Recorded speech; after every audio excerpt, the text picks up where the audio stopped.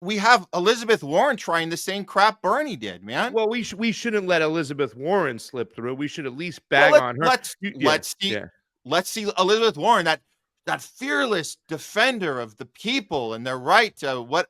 Oh, that's right. She doesn't defend people. She defends corporations. That's right. Let's do a quick count here of how, as Secretary of HHS, if you get confirmed, you could influence every one of those lawsuits. Well, let me start the list. You could publish your anti-vaccine conspiracies, but this time on U.S. government letterhead, something a jury might be impressed by. You could appoint people to the CDC vaccine panel who share your anti-vax views and let them do your dirty work.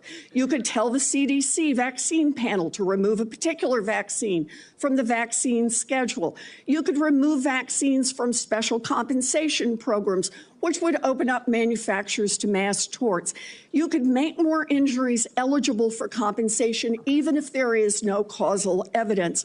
You could change vaccine court processes to make it easier to bring junk lawsuits. You could turn over FDA data to your friends at the law firm, and they could use it however it benefited them. You could change vaccine labeling. You could change vaccine information rules. You could change which claims are compensated in the vaccine injury compensation program. There's a lot of ways that you can influence those future lawsuits and pending lawsuits while you are Secretary of HHS. I'm sorry, is this a commercial for RFK? I'm like, that's great. He can change all those things. That's awesome. She's saying it like it's really bad. And I'm asking you to commit right now that you will not take a financial stake in every one of those lawsuits so that what you do as secretary will also benefit you financially down the line. I'll comply with all the ethical guidelines. That's not the question. You and I, you have said you're asking me, Senator, you're asking me not to sue vaccine pharmaceutical companies. Yeah, you are.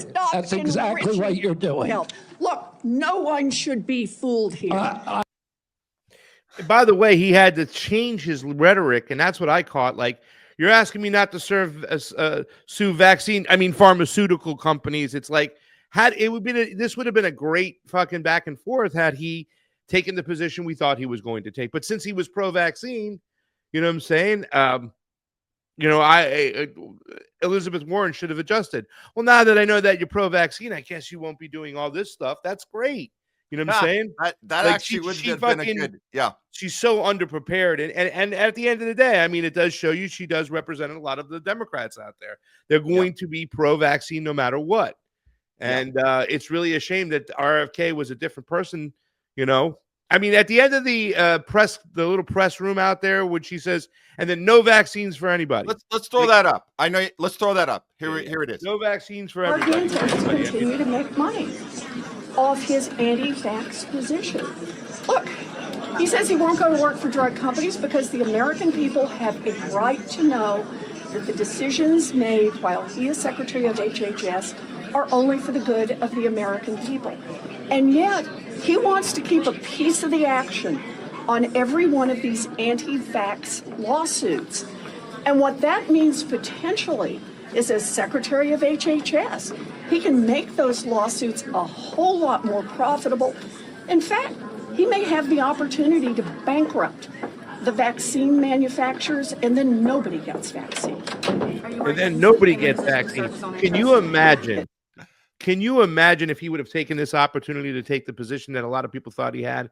I mean, he would have never got confirmed. Who cares? He could have used this time here to blow up the whole freaking Senate.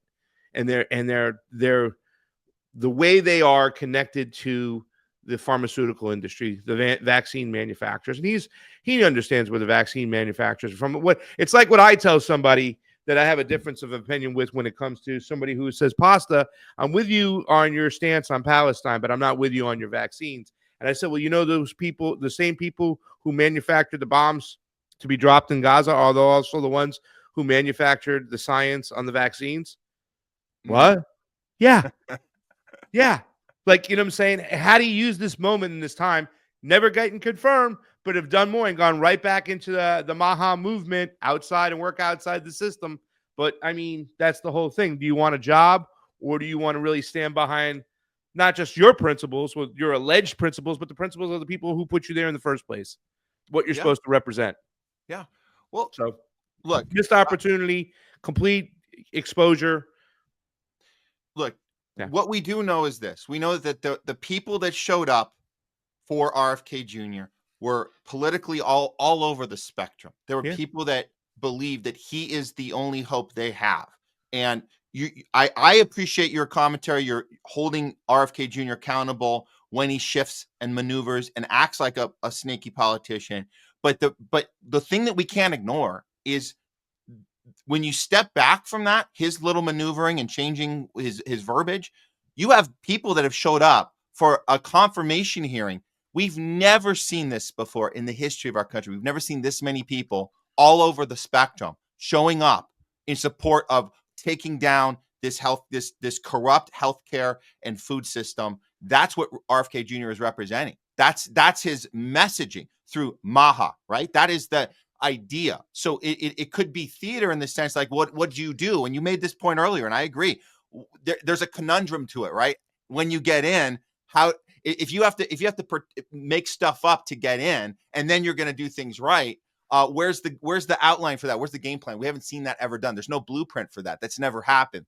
So it is an idea. It is like this pipe dream that we have, that if there's a way to maneuver in, we can do this. We can do this thing. So I'm not sitting here claiming anything's even going to get done when he gets in. What I am saying though is there was a movement behind him, and if you're sitting in that room and your job is to take RFK Jr. down and vote against him, you are on the wrong side of history. That's my macro assessment today, Craig, is that the people showed up for RFK.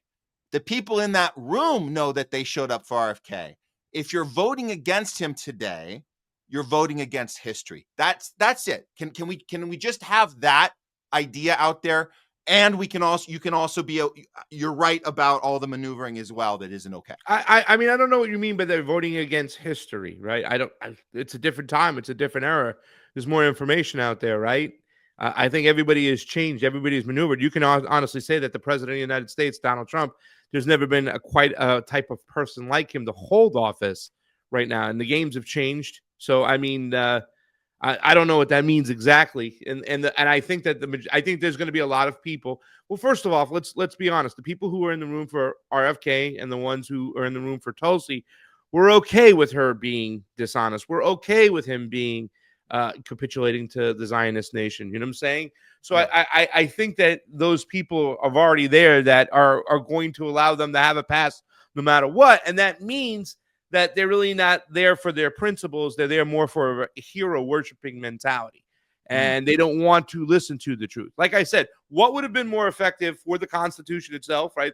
Those Constitution people there, those civil liberties people who, eventually started supporting Tulsi to begin with. She got a lot of support for from the libertarians when in 2020 that I met. But a lot of them, some of them are stuck with her, but some of them said no way. Especially her stance on 702. Saying you're going to stand behind your OK 702 and you're okay, and you support people's Fourth Amendment rights is a complete contradictory. That's it. You can't have one or the other. If you support 702, you do not support the Fourth Amendment. So, right. I mean, what we saw today was a phony politician trying to say that you can have it both ways. We'll get into it with Tulsi. And another person in, like I said, the book, the real Dr. Fauci. I mean, you just read that book and everything he said today, yesterday and today, contradicted what was in that book. It contradicted everything he said. So, I mean, like I said, I can tell you what I would have done, and I would have not got confirmed, but I would have represented the people, the constituents that put me there, that were on this journey with me from the get-go, and they were there for Tulsi because of her Fourth Amendment opinions and her anti-imperialism and her positions on the Fourth Amendment, and that wasn't there today in the room. They were there with RFK because he was pushing back against vaccine manufacturers, you know what I'm saying? And to make a blanket statement like I'm pro-vaccine. It's those people who showed up today. I hope there's some of them that are turning around and said, okay, that's it. I mean, throughout this whole experience, I've learned, especially after what we've seen with the Libertarian Party, which are supposed to be anti-duopoly, and a lot of them capitulated to the duopoly. that it's done. It's over with, right? For me, at least, I'm not going to make excuses for anybody ever again. I'm kind of happy that I'm in a position to call myself a journalist or a political commentator, because then I don't have to play team sports anymore, because internally, personally, I don't feel like playing team sports anymore. And I don't want to make excuses for anybody anymore. We shouldn't be doing that, you know? And the people who we trust the most and we give them more trust and power, those are the ones who deserve the most criticism when they have moments like they did today and yesterday.